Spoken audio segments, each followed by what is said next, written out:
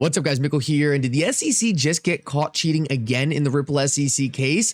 Well, in this video, I want to share with you something recently brought to my attention that I believe is going to be a massive issue for the SEC closing out this case. Guys, in this video, we're going to talk about that as well as what I believe to be the biggest issue still left in this case. And that is what happens if Judge Torres rules that ODL sales are securities. Guys, at the end of this video, we're going to cover this topic. And I believe what I'm going to tell you here is something that almost no one else is talking about. Guys, like always, your support means so much to this channel. Thank you to everyone who likes the videos and to subscribe to the channel. Guys, these two things really do help me out so much. Also, if you ever need a place to buy some XRP, make sure to check out my favorite exchange Uphold down in the description of this video. With that said, though, let's jump right into it, and I hope you guys enjoy the content. So guys, I want to start out this video and just cover something quick that I believe is pretty important, and that's right now there's actually a vote to repeal SAB 121. SAB 121 was an SEC rule put in place to try to prevent institutions from custodying cryptocurrency in the United States, and right now Congress is essentially voting to get rid of it. Now guys, while this is definitely a step forward, the problem is Joe Biden just came out and said that if Congress does repeal SAB 121, he's going to veto it. So guys, I just wanted to point this out. Right now, we are watching a full-on war between the pro-cryptocurrency side of our government and the anti-cryptocurrency side. Despite the fact that we have Congress looking to actually help the situation and get rid of SAB 121, we essentially have the Democratic Party doing everything they can to put their foot on this industry and try to choke it off.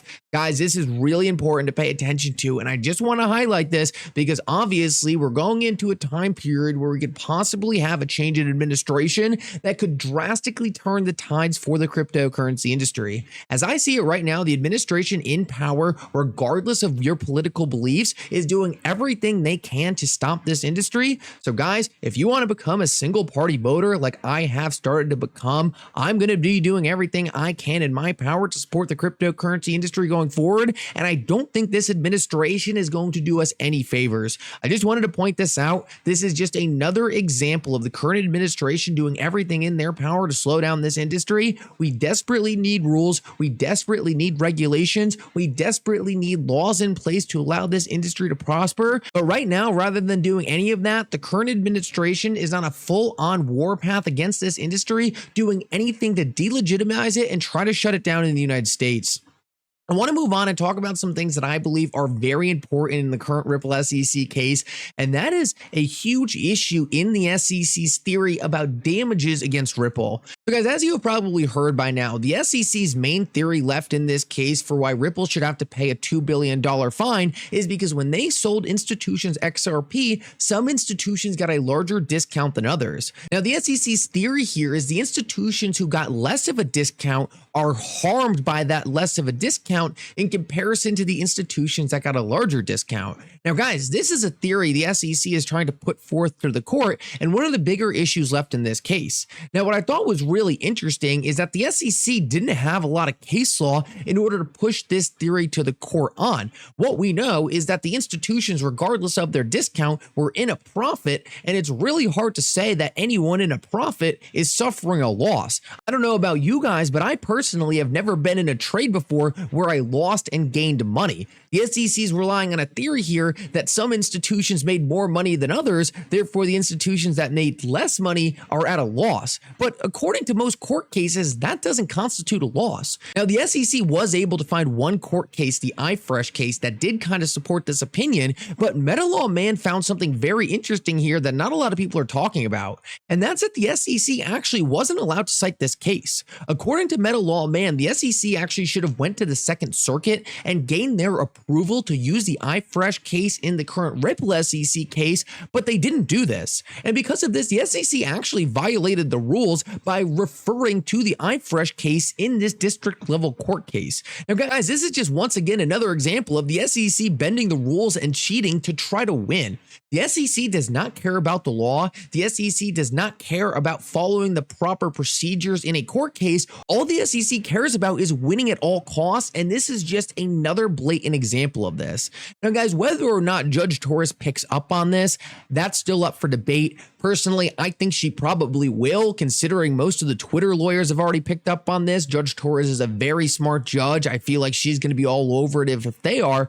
But The more important thing here is, regardless of whether or not that's true, Mickle Man makes a very important point here, and that's that he doesn't believe this theory that you can get less of a profit than another institution and call that a loss makes any sense. Guys, the main reason why the securities laws were in place regarding damages were to essentially reimburse people who took actual monetary losses. That is not what's happening here, and the SEC is trying to twist this around into something that it's not. The SEC is trying to make it seem like more gains versus less gains is somehow losses, when in fact the laws were meant to prevent people from actually losing money, and none of that occurred here. Guys, the SEC couldn't find a single institution that actually lost any money. They couldn't find a single institution that actually suffered any damages, and that's why they had to move on to this convoluted theory of saying, oh well, they made a little more money than them and therefore they suffered losses. Guys, that's not how the law works.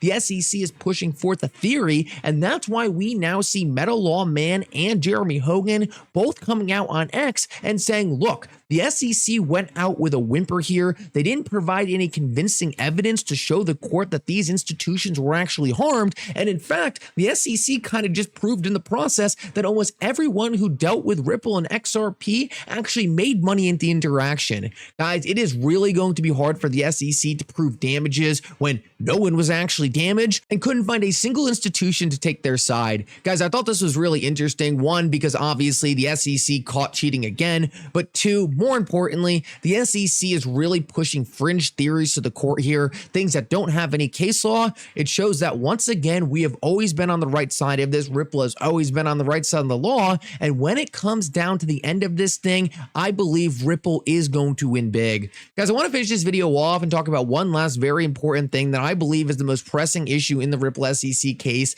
and that is ODL sales to institutions. Now, guys, based on Judge Torres's original ruling, it looks like ODL sales to institutions would be securities transactions. Now, Ripple went to the court and said, hey, we restructured our ODL contracts so they no longer meet your definition of a security, and we're waiting for Judge Torres to rule on this. My hope is that Judge Torres comes out and says, you know what, the new version of these contracts makes it so XRP is not a security, and therefore your ODL product can continue to go live in the United States. Guys, that would be the dream scenario.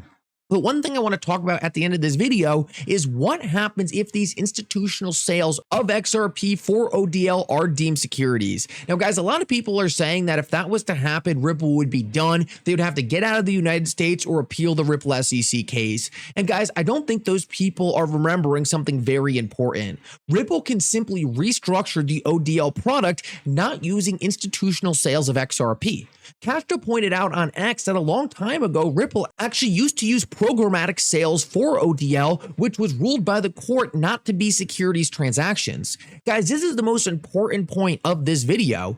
Ripple is a nimble fintech company living in the future. They can constantly re-innovate their products, change their products, make new products to get around whatever ruling comes out of this case. The SEC is a regulator focusing on the past 4 years. The SEC can only go against products Ripple had in the past. The SEC is 100 steps behind Ripple, and therefore they can keep going after Ripple's past products, but they can never get in front of what Ripple is innovating on. Guys, because of this, I really do believe even if we did get a worst case scenario where Judge Torres maintained her ruling that Ripple's institutional sales for ODL, those sales of XRP are securities transactions, I am firmly convinced Ripple can just restructure their ODL product to use programmatic sales to make it so they can circumnavigate the ruling. Guys, this is the best part about Judge Torres's ruling. Judge Torres ruled that XRP was not a security, and therefore the SEC can only go after Ripple on a product-by-product basis. They cannot go after Ripple as a company. They cannot go after XRP as a digital asset. They might have a problem with one of Ripple's products, but Ripple can keep building new products because at the end of the day, XRP was already granted the freedom it needed in order to act as a next-generation payment system in our future financial system. Guys, this is why the ruling by Judge Torres saying that XRP was not a security was so critical. Yes, maybe the SEC in a worst case scenario can take out Ripple's current ODL product, but there is absolutely no reason Ripple couldn't reinvent the ODL product in a way that got around any injunction that took out institutional sales of XRP. They could do programmatic sales. They could reinvent the product entirely with a new way of using XRP. Guys, the SEC is limited in what they can attack. They can only take out certain actions by Ripple, and they can only take out certain actions that Ripple did in the past. Ripple is a forward-looking company. They can constantly make new products. They can constantly restructure their business, and the SEC is not going to be able to keep up with any of that. Anyway, guys, I hope you enjoyed this update. If you did, make sure to like and subscribe. It really does mean so much. And for now, Mickle out.